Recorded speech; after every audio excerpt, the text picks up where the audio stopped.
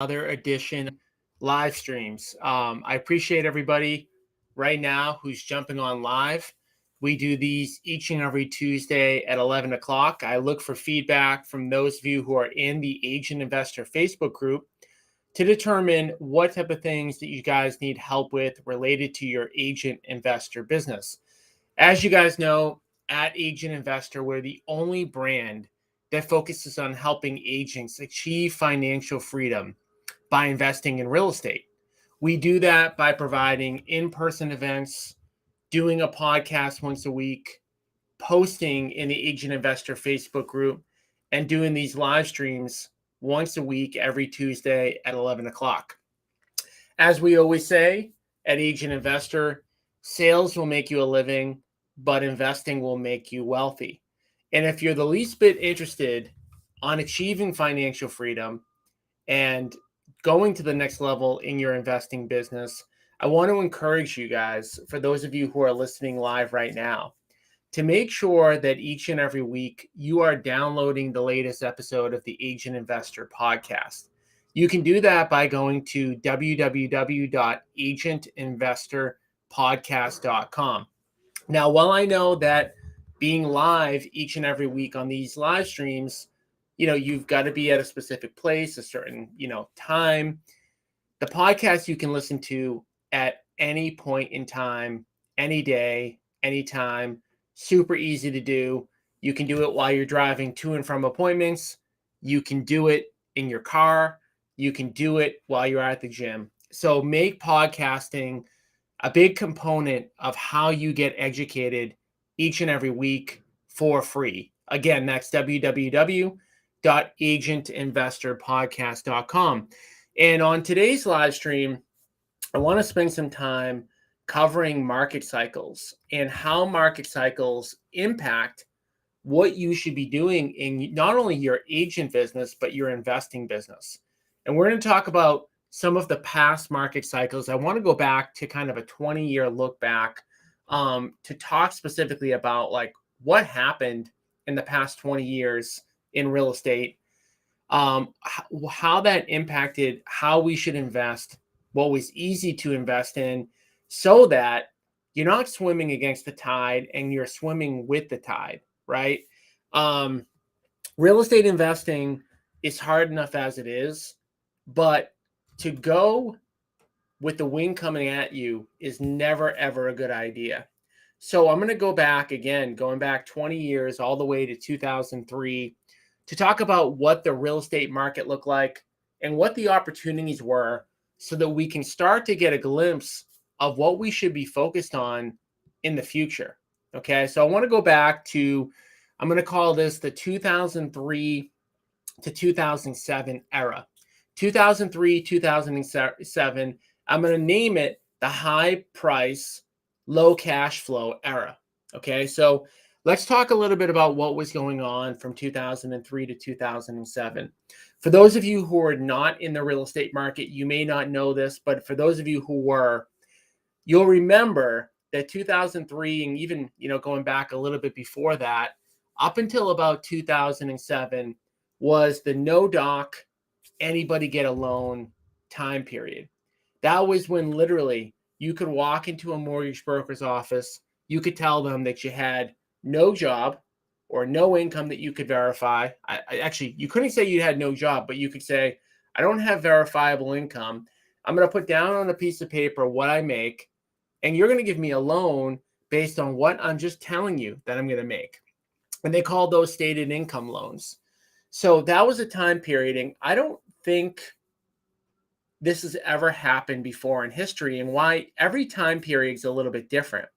But I don't think there was ever a time period in history before that you could just write down on a piece of paper what you made and get a loan based on that. So what ended up happening from 2001, 2002, 3, 4, 5, 6, 7 was that houses were getting bid up like crazy because people that normally would not have been able to ever buy a house were able to buy a house because, again, they were able to go into their mortgage broker's office and just say what they made and get a loan. So what happened during that time period as a buy and hold investor is that properties got very, very expensive. Now, the prices I'm going to talk about today are going to seem low for today's standards. I'm going to talk about what prices were in 03, 04, 05, 06, and 07. They're going to seem really low, but they were very, very high at that time period. So 3-unit properties in the greater Boston area were selling somewhere in the $500,000, $600,000, $700,000 range. And again, compared to today, that probably sounds cheap, but flash forward a couple of years to 2008, 2009, 2010, those same 3-unit buildings that were selling for $500,000 or $600,000 back in 6 and 7 were now selling, believe it or not, for $150,000 to $200,000, sometimes even below $150,000 in 2008, 2009, 2010. But I want to stay focused right now on, again, the era between 2003 and 2007, which was the no doc, no income, no verification era, where everybody was getting a loan and houses were getting bid up. So what were the opportunities during that time period? Well, they certainly weren't to buy a multifamily asset and to hold it, because who wants to buy a multifamily asset and hold it and have its value drop by over 50% just a few years later? So it was actually very unadvisable to buy a multifamily property in 2003, 04, 05, 06. So if you weren't able to do buy and hold, or it didn't really make a lot of sense to do buy and hold, then what did make sense? Well, during that era, flipping homes made a lot of sense, because every time that you bought a home, as long as you were selling it relatively quickly and you were doing quick turn deals, you were able to make a big profit because the market was going up. Now, from 2003 to 2007, it was really hard to flip properties on the market just like it is today. And you're going to see a good amount of parallels between the 2003 and 2007 era to today, right? 20 years later, you're going to see a lot of parallels. And one of those parallels was it's really hard to buy a property on the multiple listing service and flip it for a profit because the market was so competitive. So in order to get great deals back then, you had to go off market, which means you had to do direct to seller marketing. Same stuff that works today: TV, radio, billboards. Well, Facebook ads weren't really a thing, Google pay-per-click, etc. So during this time period, there wasn't a really good opportunity to buy discounted long-term buy and hold assets, right? Money was cheap, mortgage rates were low, anybody was getting a mortgage, anybody was getting a loan, right? Credit was very loose. Again, there's a lot of parallels between 2003 to 2007 and 20 years later. So keep in mind that history never exactly repeats itself, but they say history doesn't repeat, but it rhymes. Okay. And that's usually very true economically. Okay. So let's fast forward again to what happened after this high price, low cash flow era. Let's fast forward to 2008 to 2013. And again, depending on how old you are, you may remember this era very, very well if you were in real estate, or even if you were just in the labor market. Well, what happened in 2008, towards the end of 2008, we had the great financial recession, right? The biggest recession since I've been alive. I'm going to be turning 41 in July. So in 2008, the stock market went more than in half, and it happened really, really quickly. Layoffs were tremendous. The unemployment rate skyrocketed, went over 10%. Labor market was really, really weak. Companies were going out of business. The stock market was down. And what else happened? Well, from 2003, remember, from 2003 to 2007, a vast majority of people were going into their mortgage broker saying, hey, yeah, I make $150,000 a year. Give me this loan. I'm going to buy this house. People that were never homeowners before, people that maybe didn't know how to own a property before.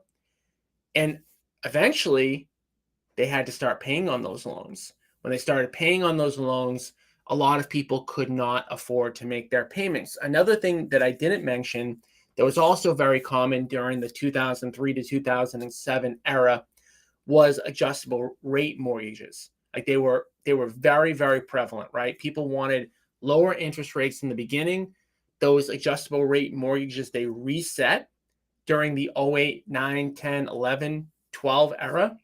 And by the way, I'm calling the 2008 to 2013 era the short sale and foreclosure era. So what started to happen somewhere in 2007 is that people started to get behind on their mortgage, and then people were losing their jobs and people had adjustable rate mortgages.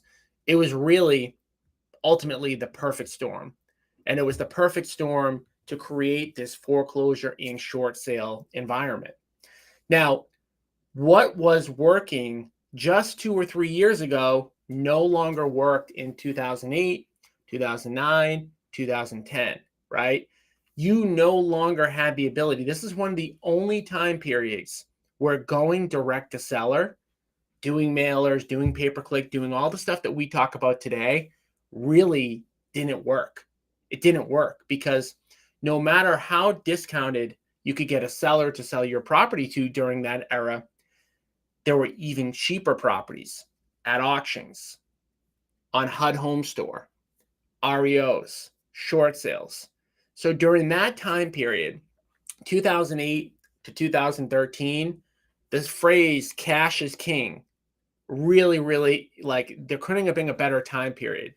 And in fact, from 2008 to 2013, almost no matter where you were in the country, no matter what type of real estate asset you bought, you could go right on the MLS. You could basically throw a dart at any multi-unit property, at any single family, at any condo, and you were basically getting a deal. You were getting a deal for doing nothing. You didn't have to market the sellers.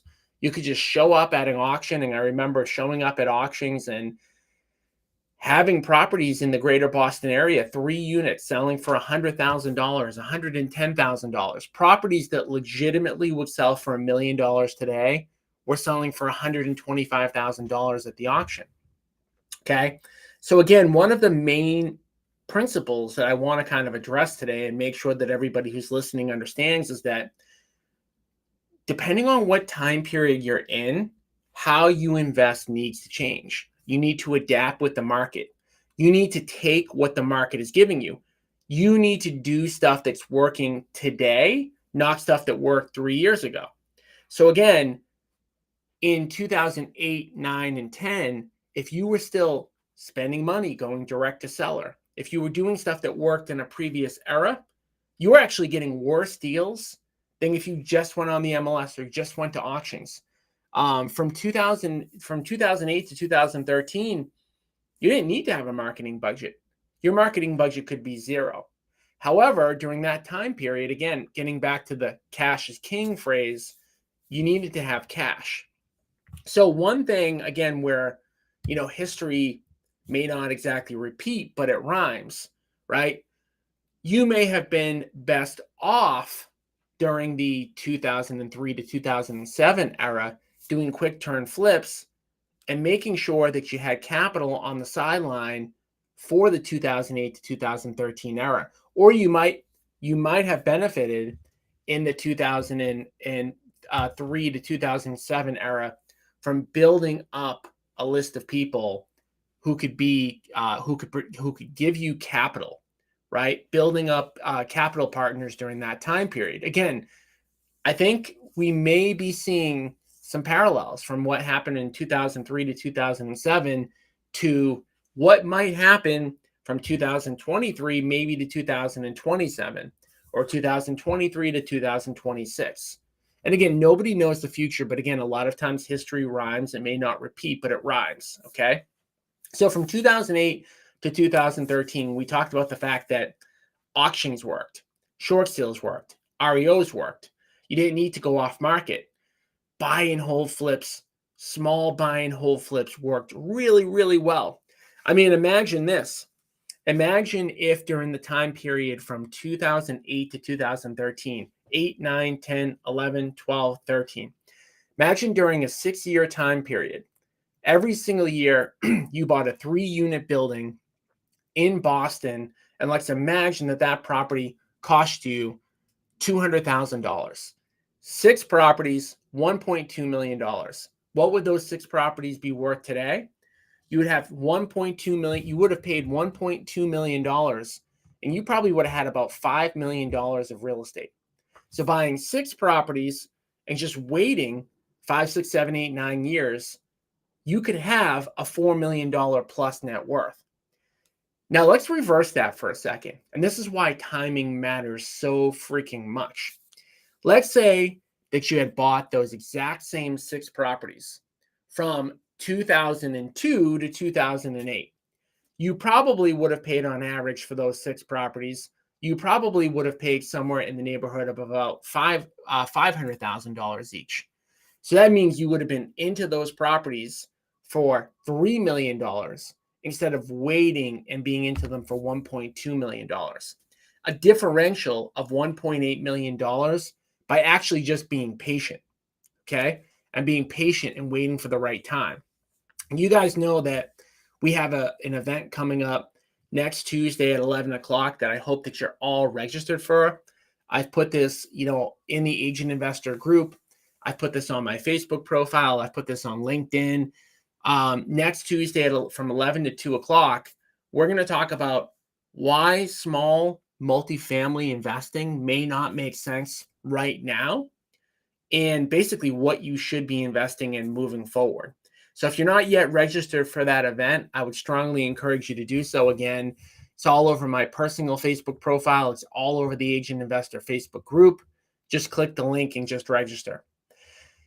Now, again, going back from 2008 to 2013, I mean, you could have, very easily just bought any property on the MLS, on auction, whatever. Wouldn't have mattered. Now, let's flash forward to 2013 to the 2019 era. I'm going to call this the off-market direct-to-seller marketing era.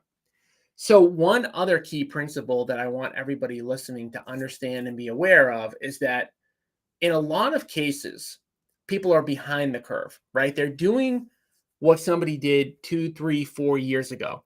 They might be seeing what a successful investor is doing today, and then they do it 2 or 3 years into the future. Like I can remember from 2008 to about 2012, I would probably carry somewhere around 30 to 50 short sale listings at any one given point in time. And I remember going on appointments in 2009 and 2010. And I remember going to the seller appointment, talking to them about what a short sale was. And I remember them telling me what other realtors were telling them, that they couldn't sell their home because they didn't have any equity, or that they had to just let their house go to foreclosure. And I remember talking to other real estate agents during that era, and other real estate agents and investors not understanding the power of short sales, not understanding how to execute short sales. And again, the ironic part, and this is just true in most aspects of investing, not just real estate investing, is that by the time most people in the market understood how to do short sales, call it 2012, 2013, 2014, when every agent, when every investor knew how to do short sales, all of a sudden there weren't any short sales left. And that's kind of the crazy part. So it's really important, again, just a fundamental thing is that you have to be ahead. Doesn't mean you have to be forward looking 50 years into the future, but you have to understand what is the best way to make money today, not multiple years ago. Because from 2013 to 2019, which I'm going to call, again, the direct to seller marketing era, when REOs, when short sales, when they dried up, how were the very best real estate investors getting deals? The very best real estate investors were getting deals doing direct to seller marketing. So doing mailers, doing pay-per-click, doing Facebook ads, all of that stuff. And I remember when I first started doing direct to seller marketing, I had a marketing budget of like $2,000 to $3,000 a month. And that was enough to keep me busy. And I remember telling other people during that time period that I had a marketing budget, and people thought I was crazy spending $2,000, $3,000, $4,000 a month, which I eventually, continued to increase over the next few years. But When I was starting out doing direct to seller marketing, most people thought that that was crazy, but you needed to do direct to seller marketing because guess what?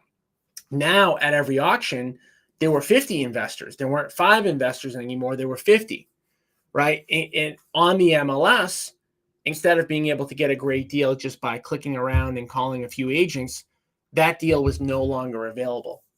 So the very best investors from 2013 to 2019 had an off-market marketing system that produced them face-to-face seller appointments over that period. They capitalized on those. And during that time period, whether you were going to buy and hold or fix and flip, if you were doing direct to seller marketing, you were still able to get really, really good deals.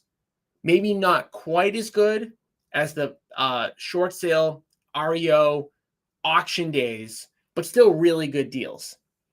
That all kind of changed. I'm going to call like the 2020 to 2023 period. I'm going to call that like the investor oversaturation period. A lot of things happened starting in 2020. The one that we obviously all remember and was a huge deal was COVID-19. So there was a lot of, different things different directions that the economy could have went during 2020, right? Whatever it was, February or March, where we were all going to do that kind of 2-week hiatus and come back out and everything was going to be good. Of course, that didn't necessarily work out as planned. But what ended up happening was a ton of money got flushed into the economy, right? Which created in 2022, 2023, a whole bunch of inflation that we're living through today. But on the investor side, what ended up happening is a ton of money got pumped into the system, right? People were getting checks in the mail. People were getting, money. That people that own businesses were getting money. A lot of things happen to produce this inflation. Now, what happens when people get money in their pockets? Well, they typically either spend the money or they invest the money, right? Especially today, keeping money kind of just sitting idle, in a bank account usually doesn't make a lot of sense. So what ended up happening nationally is that a lot of people who had money kept investing in real estate. At the same time, most investors were now aware that you needed to go direct to seller marketing. There was barely any properties available for sale on the multiple listing service. I mean, we have been in this ultra low, never seen before inventory phase with the real estate market where there's just no available inventory, no deals on the MLS. Like from 2013 to 2019, you might have been able to get a good deal on the MLS if you really worked your butt off and kept trying. Starting somewhere around 2020, nearly impossible to get a good deal on the multiple listing service. And because there was so little inventory available, you had regular first-time home buyers buying multi-unit properties. So let's just say you were a buy and hold investor. And let's just say you were in the Boston area and you wanted to buy a 3-unit just to buy it and rent it out, the typical old-fashioned way, probably the easiest way and the most common way to become a millionaire. Those properties no longer cash flowed. Because when you're going and you're checking out those 3-unit properties that are located in the greater Boston area, you're not just competing with other investors. You're not just competing with people that need cash flow in order to own those assets. You're also competing with first-time home buyers. At the same time, there's been so much education. People like myself have been, up on our soapbox talking about why you need to get off-market deals, talking about the importance of off-market deals.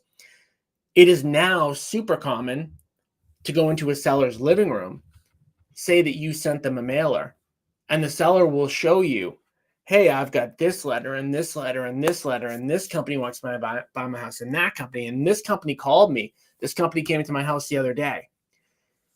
So there's just this oversaturation. At the same token, you've also, a lot of investors or newer investors have seen, wow, somebody bought a 3-unit property in Boston, in the greater Boston area for $200,000 that's now worth $1 million. Let me buy that property for $1 million, and a few years later, it's going to be worth $2 million. Now, keep in mind, again, history doesn't always repeat, but it rhymes. And I want to go back to that 2003 to 2007 era that I already talked about. That 2003 to 2007 era where prices were high. People were bidding. It kind of got crazy right before prices started to drop. And again, when people were buying multi-unit buildings in the greater Boston area in 2005 and 2006 for $500,000-$600,000, they were also thinking in their head, hey, just a few years later, these are going to be worth $1 million, because those people in 2006 knew that somebody bought that same property 5 or 6 or 7 years ago for $200,000, right? So again, history repeats to some extent. It rhymes. I shouldn't say it repeats, it rhymes. So during this era from 2020 to 2023, it's been very challenging to fix and flip houses profitably because there's so much competition. You can't get them in auction anymore. You can't get them at MLS. But even when you're going direct to seller, there's a lot of competition. Now, as I say this, I'm definitely not discouraging people to try to get deals off market. I'm not saying that off market doesn't work. I'm just saying that we're starting to kind of get to a point where the competition is so great that you're kind of, again, fighting against the tide. So that kind of, gets us to the point where, well, what's going to happen now and into the future? Which, again, we have no crystal ball. Like, we cannot say what is going to happen tomorrow. We can't say what's going to happen 1 year into the future. But getting to the phrase that I keep saying, history doesn't necessarily repeat, but it rhymes. We have shifted, our company has shifted our investing strategies to adapt, right? So again, when we adapted back in 2008 and 2009 to say, hey, we want to go after short sales and REOs and auctions, and nobody was yet. Or when we adapted and said, hey, short sales and auctions and foreclosures are over, we need to go direct to seller in 2013. And when we're adapting now to say, hey, like, going off market is much more challenging. How do we still make a ton of money in the investing world from 2023 onward? We're going to talk about that at the upcoming event on Tuesday. It's Tuesday at 11 o'clock, 11 to 2 p.m. It's in Braintree at the Widowmaker Brewery. The event is completely for free. For those of you who have not signed up yet, again, I highly encourage you to sign up by going onto the Agent Investor Facebook group, by going onto my personal profile and clicking on the Jotform link. I think if you're listening to this, there's no doubt you know how to register for that event. But we're going to talk about the stuff that's working today, and then we're going to talk about what we think is going to work in the next several years. And it may not be what you think, and it may not be stuff that I've necessarily talked a lot about on my podcast or on the live stream. It's going to be new information. We're going to have 3 segments. I'm going to be talking at 2 of them, and we're going to have a guest speaker for 1 of them. And I want to encourage you all to take the time, in your day to make sure that you attend that event. I know that giving up, 2-3 hours of your day is a lot, but I also know that picking the wrong strategy is detrimental. Again, thinking back to the 2004, 5, 6, 7 era, when people were rushing into multifamily, buying them up, snapping them up, only to have prices fall by more than 50% just a couple years later. You have to invest smartly. It's not just about working hard. It's probably more about working smart than it is about working hard. So I want to encourage you all to make sure that you attend. And again, I don't want to sit here and say that I know everything and that I can predict the future 100%. But I do know that my livelihood depends on me making the right investment decisions, not only for myself, for our capital partners, and for the people that we work with, people that are in our inner circle, people that are in our brokerage. So I want to encourage you guys all to attend that event. And if you guys have any questions in the meantime, let me know. I do love talking about this market stuff. I think it's so interesting to think about like all the economic variables and how they're going to impact stuff. What's going to happen with inflation and how is it going to, impact things in the next few years? Where are mortgage rates going to go, right? Where are mortgage rates going to go in the next year to 2 years, right? While not 100% predictable, you can definitely forecast out what direction they might be going in. You can definitely forecast out, where inflation, the direction for inflation. You can definitely forecast out where unemployment might go, right? Just simple example, it's very, very unlikely that unemployment is going to go lower, right? It's very likely over the next 2 or 3 years that it's going to go up. And how does that impact how we invest, right? So whether it's employment, inflation, mortgage rates, buyer sentiment, affordability, rent versus own, we're going to be talking about all of that stuff next Tuesday at 11 o'clock. So again, I want to thank you guys for jumping on today. And again, I want to encourage you all to make sure that you're listening each and every week to the Agent Investor Podcast, www.agentinvestorpodcast.com. Even if you can't attend all of our in-person events, by listening and tuning into the Agent Investor Podcast, you're going to get a ton of great information that you can absorb, whether you're just driving in your car, whether you're at the gym, no matter what you're doing. So I appreciate all of you guys jumping on today, and I will see you next Tuesday at 11 o'clock in Braintree.